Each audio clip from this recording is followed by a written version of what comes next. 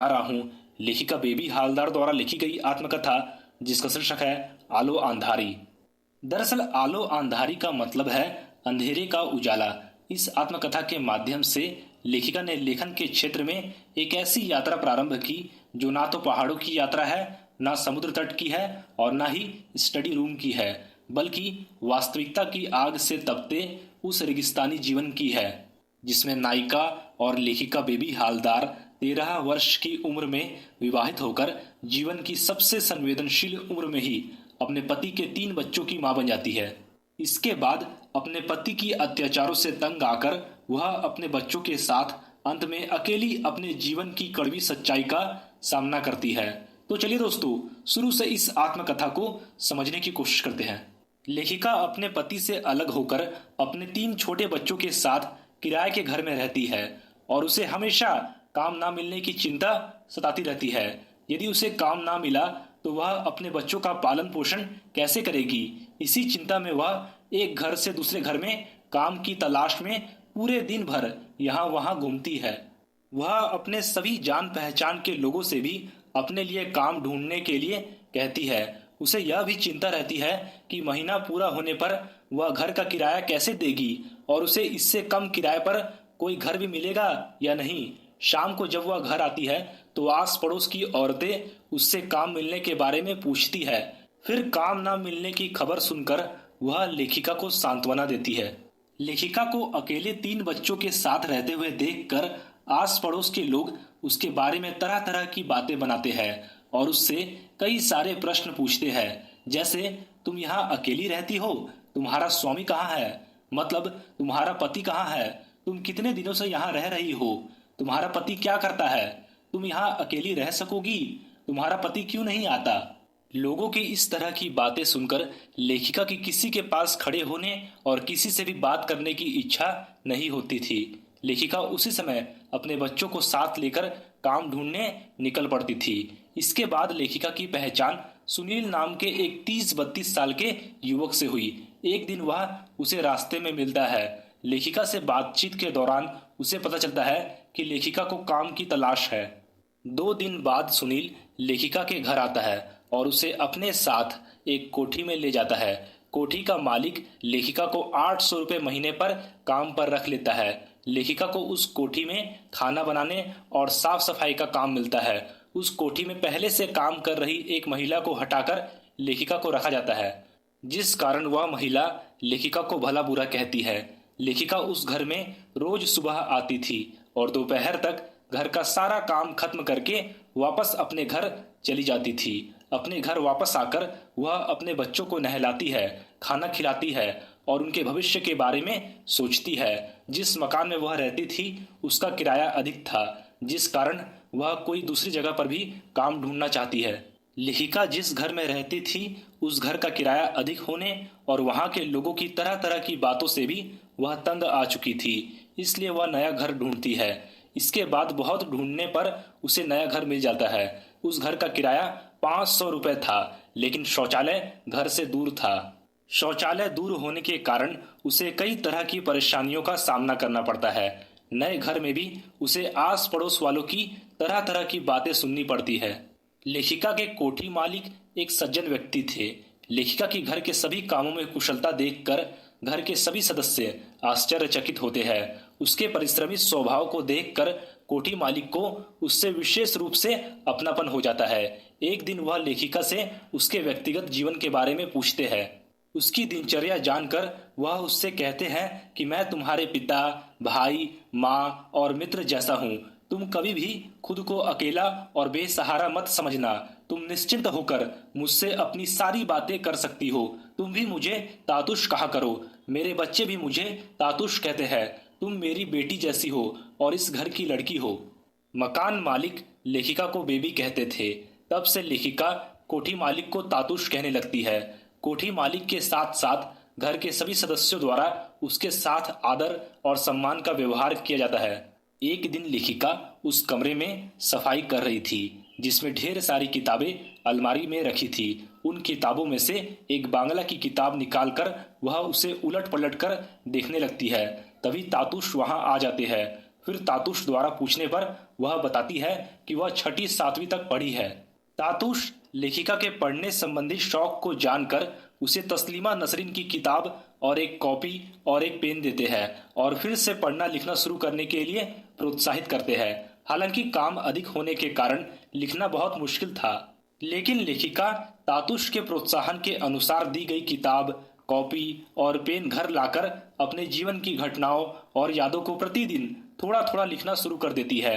उसका वह शौक धीरे धीरे आदत में बदल जाता है। लेखिका का अकेले अपने 3 बच्चों के साथ रहना समाज के लोगों को अखरता है। जहां वह रहती है वहां के लोग उससे अभद्र व्यवहार करते हैं, लेकिन लेखिका निडरता और संयम बनाते हुए उन सब के दुव्य व्यवहार को सहन करके आगे निकल जाती है।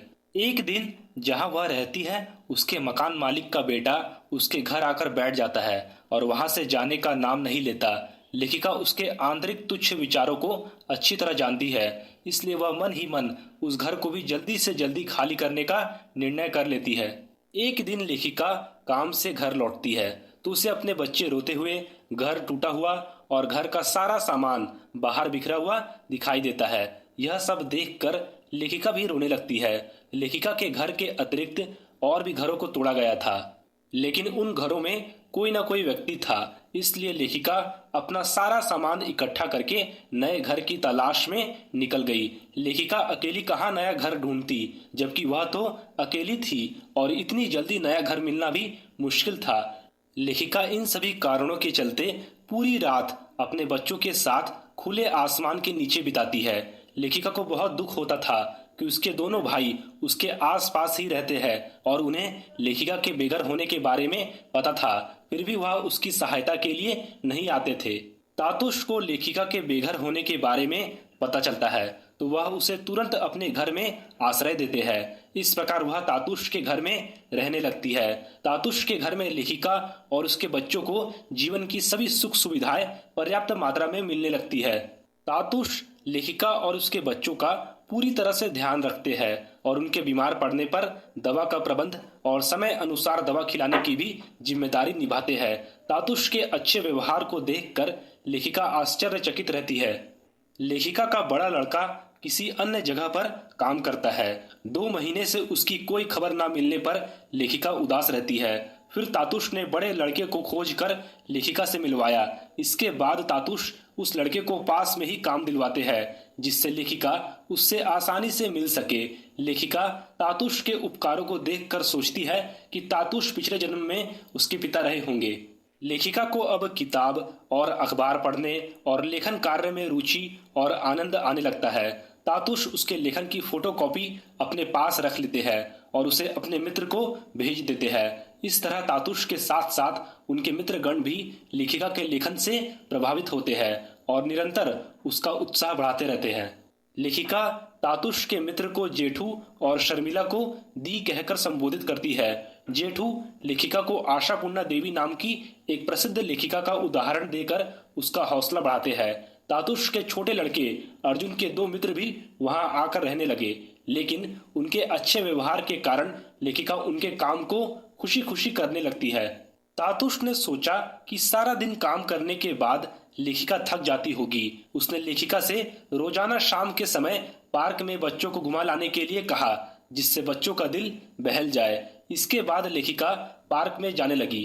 पार्क में नए नए लोगों से उसकी मुलाकात होती थी। लेखिका की पहचान एक बंगाली लड़की से हुई, जो कि जल्दी ही अपने घर चली जाती है और फिर लेखिका को वह पार्क में कभी नहीं मिलती है। इसके बाद लोगों के दुव्य व्यवहार के कारण लेखिका पार्क में जाना भी छोड़ देती है। एक दिन लेखिका के पिता उससे मिलने आते हैं। लेखिका द्वारा अपने पिता से माँ के बारे में पूछने पर उसे पता चलता है कि उसकी माँ का निधन हो चुका है। फिर लेखिका रोने लगती है क्योंकि उसके भाई और भाभी ने माँ की तबीयत खराब और निधन के बारे में जानते हुए भी उसे कुछ नहीं बताया और अंतिम समय में भी वह अपनी माँ से मिल नहीं पाई। लेखिका के पिता उसके पढ़ने लिखने और उसके जीवन के सुख को देखकर निश्चिंत हो जाते हैं और जाते जाते उसे अपना और अपने बच्चों का ध्यान रखने की सलाह देते हैं। लेखिका के पिता पहले उसकी कोई खोज खबर नहीं लेते थे, लेकिन अब वह उसका हाल चाल जानने के लिए फोन करने लगते हैं। लेखिका की पत्रों के माध्यम से कोलकाता में जेठू और शर्मिला दी और दिल्ली में रमेश बाबू से गहरी दोस्ती हो जाती है।